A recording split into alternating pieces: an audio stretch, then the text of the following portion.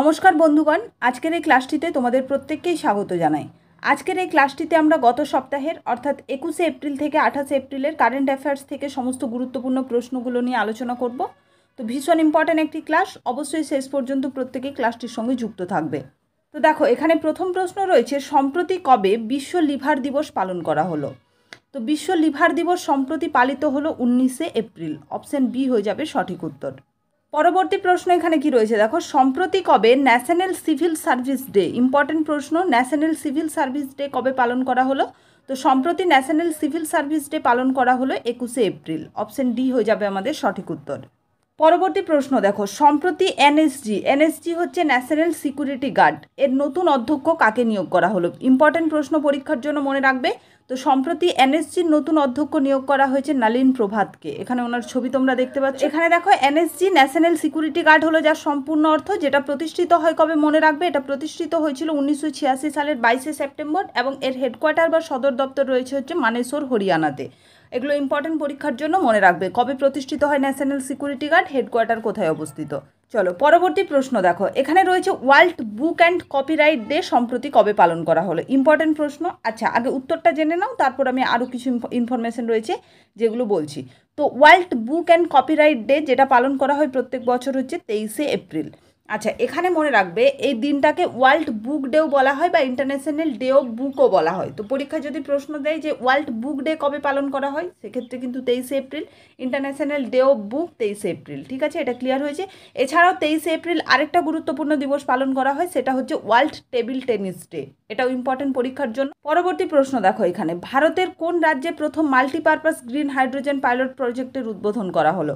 Important প্রশ্ন এটা একটা। তো সম্প্রতি হিমাচল প্রদেশ রাজ্যে কি করা হলো না, ভারতের মধ্যে প্রথম মাল্টিপারপাস গ্রিন হাইড্রোজেন পাইলট প্রজেক্টের উদ্বোধন করা হলো। ঠিক আছে, পরবর্তী প্রশ্ন এখানে দেখো রয়েছে, সম্প্রতি কাকে লতা দীননাথ মঙ্গেশকর পুরস্কার প্রদান করা হলো? ইম্পর্টেন্ট প্রশ্ন। তো সম্প্রতি রণদীপ হুদাকে এই পুরস্কারে সম্মানিত করা হলো। পুরস্কারটা হলো লতা দীননাথ মঙ্গেশকর পুরস্কার। এখানে ওনার ছবি দেখতে পাচ্ছ, রণদীপ হুডা, ওনাকে সম্প্রতি এটা প্রদান করা হলো। চলো পরবর্তী প্রশ্ন এখানে কি রয়েছে দেখো, সম্প্রতি প্রয়াত হলেন সুধীর কাকার, তিনি কে ছিলেন? ইম্পর্টেন্ট প্রশ্ন, সুধীর কাকার যিনি সম্প্রতি প্রয়াত হয়েছেন, তো তিনি ছিলেন একজন লেখক। ঠিক আছে, বহু বিখ্যাত গ্রন্থ তিনি লিখেছিলেন সুধীর কাকার, তো ইম্পর্টেন্ট মনে রাখবে তিনি ছিলেন লেখক। নেক্সট এখানে দেখো, সম্প্রতি adventure of A travelling Monk এই শিরোনামে বইটি কে লিখলেন? ইম্পর্টেন্ট প্রশ্ন, সম্প্রতি প্রকাশিত একটি বই adventure of A travelling Monk, এই বইটি লিখলেন কে? এই বইটি লিখেছেন হচ্ছে ইন্দ্রদ্যুমান স্বামী। ঠিক আছে, অপশন সি হয়ে যাবে সঠিক উত্তর। ইন্দ্রদ্যুমান স্বামী এই বইটি সম্প্রতি লিখেছেন। পরবর্তী প্রশ্ন দেখো, ইম্পর্টেন্ট প্রশ্ন, ওয়ার্ল্ড ইন্টেলেকচুয়াল প্রপার্টি ডে কবে পালন করা হলো? ঠিক আছে, তো মনে রাখবে ওয়ার্ল্ড ইন্টেলেকচুয়াল প্রপার্টি ডে সম্প্রতি কবে পালিত হলো না, এটা সম্প্রতি পালিত হয়েছে 26শে এপ্রিল। অপশন এ হয়ে যাবে সঠিক উত্তর। এবছরের থিম কি রাখা হয়েছিল, থিমটা আমরা একবার দেখে নেব। তো দেখো, world intellectual property day theme এবার রাখা হয়েছিল IP and the SDGs building our common future with innovation and creativity, এটা ছিল এবছরের থিম। এরপরে দেখো, সম্প্রতি অ্যাক্সিস ব্যাংকের এমডি এবং সিও পদে আবার পুনরায় নিযুক্ত হলেন কে? ঠিক আছে, ইনি ছিলেন আগেও এবং আবার পুনরায় ওনাকে নিয়োগ করা হলো। আমি তোমাদের ক্লাসে বলেছিলাম যে অ্যাক্সিস ব্যাংকের এমডি এবং সিও রয়েছেন কে? অমিতাভ চৌধুরী। ঠিক আছে, অমিতাভ চৌধুরী, ওনাকে আবার পুনরায় অ্যাক্সিস ব্যাংকের এমডি এবং ম্যানেজিং ডিরেক্টর এবং সিও হিসেবে নিযুক্ত করা হয়েছে। পরবর্তী প্রশ্ন দেখো, সম্প্রতি প্রাভো সুবিয়ান্তো কোন দেশের রাষ্ট্রপতি হিসেবে শপথ গ্রহণ করলেন? ইম্পর্টেন্ট প্রশ্ন। তো সম্প্রতি প্রাভো সুবিয়ান্তো তিনি ইন্দোনেশিয়ার রাষ্ট্রপতি হিসেবে শপথ গ্রহণ করলেন বা ইন্দোনেশিয়ার রাষ্ট্রপতি নির্বাচিত হলেন প্রাভো সুবিয়ান্তো। পরীক্ষার জন্য ইম্পর্টেন্ট, ভালো করে মনে রাখবে। পরবর্তী প্রশ্ন দেখো, সম্প্রতি রাজস্থান রয়্যালস, ঠিক আছে, আইপিএল এর একটা টিম, কোথায় নতুন ক্রিকেট একাডেমি লঞ্চ করলো? তো ইম্পর্টেন্ট প্রশ্ন, রাজস্থান রয়্যাল সম্প্রতি নতুন ক্রিকেট একাডেমি লঞ্চ করলো হচ্ছে জয়পুরে। ঠিক আছে, জয়পুর, যাকে আমরা কি বলে থাকি, পিঙ্ক সিটি বলে থাকি। ঠিক আছে, চলো পরবর্তী প্রশ্ন দেখো, সম্প্রতি কবে বিশ্ব ম্যালেরিয়া দিবস পালন করা হলো? তো মনে রাখবে সম্প্রতি বিশ্ব ম্যালেরিয়া দিবস পালন করা হলো 25শে এপ্রিল। পরীক্ষার জন্য ভীষণ ইম্পর্টেন্ট, বিশ্ব ম্যালেরিয়া দিবস কবে পালন করা হলো? 25শে এপ্রিল। এবং এর থিম কি রাখা হয়েছিল? এর থিম রাখা হয়েছিল accelerating the fight against malaria for a more equitable world, এটা ছিল এবছরের থিম। ক্লিয়ার?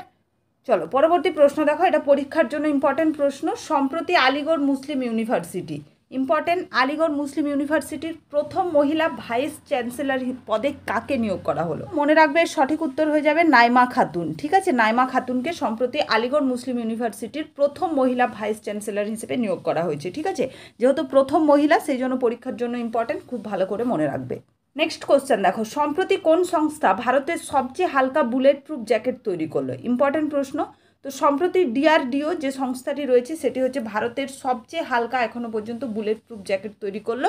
আচ্ছা, ডিআরডিও সম্পর্কে তোমরা জেনে রাখো, ডিআরডিও হচ্ছে defence research and development organisation, যেটা হচ্ছে এর সম্পূর্ণ অর্থ। আচ্ছা, ডিআরডিও কবে প্রতিষ্ঠিত হয়? প্রতিষ্ঠিত হয় 1958 সালে। এবার তোমরা আমাকে প্রত্যেকে কমেন্ট করে জানাবে ডিআরডিওর সদর দপ্তর কোথায় অবস্থিত।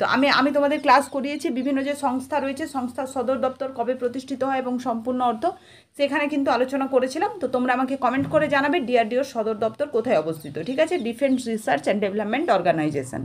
পরবর্তী প্রশ্ন এখানে কি রয়েছে দেখো, সম্প্রতি কবে জাতীয় পঞ্চায়েত রাজ দিবস পালন করা হলো? ইম্পর্টেন্ট প্রশ্ন, পরীক্ষার জন্য ভালো করে মনে রাখবে। জাতীয় পঞ্চায়েত রাজ দিবস সম্প্রতি পালিত হলো 24শে এপ্রিল।